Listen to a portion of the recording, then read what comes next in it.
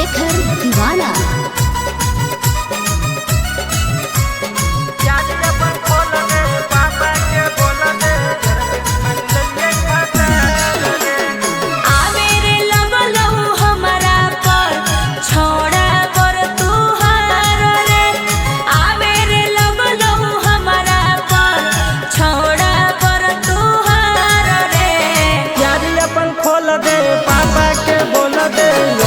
मन लिये भतर गे प्यारी अपन खोल दे पापा के बोल दे यार मन लिये भतर गे।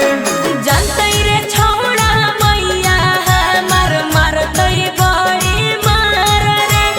जानते रे छौड़ा मैया मर मर तई बड़ी मार रे। प्यारी अपन खोल दे पापा के बोल दे यार मन लिये भतर गे। प्यारी अपन खोल दे पापा के बोल दे यार मन लिये भतर गे।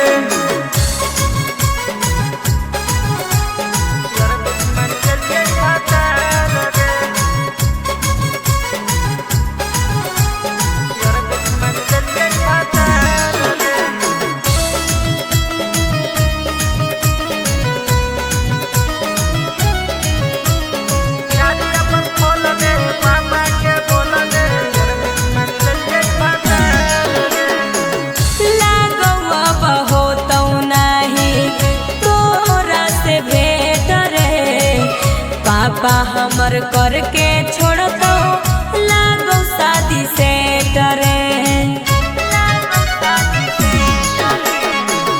हमरो दिल में जानू गेल तू समाई गे कहल दमाद मानो ले तौरा बनमाई गे। एही लगन में लागो हो छौड़ा चल जइबौ ससुरार रे। एही लगन में लागो हो छौड़ा चल जइबौ ससुरार रे। प्यारी अपन खोल दे पापा के बोल दे मन लिये भतर गे। प्यारी अपन खोल दे पापा के बोल दे यार मन लिये भतर गे।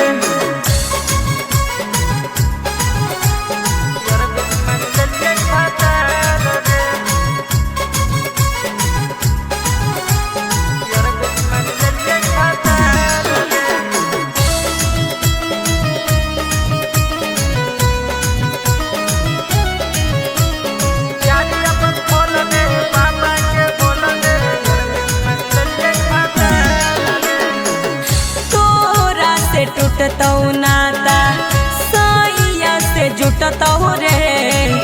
डोली में बैठबौ जहबा दिल तोर दुखतौ रे।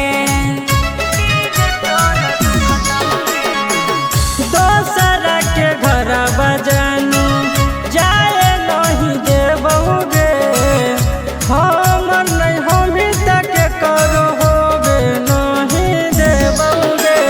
सकल दीप सतीश बात माने अब हमार रे। सकल दीप सतीश बात माने अब हमार रे। प्यारी अपन खोल दे पापा के बोल दे मन लिये भतर गे। प्यारी अपन खोल दे पापा के बोल दे मन लिये भतर गे।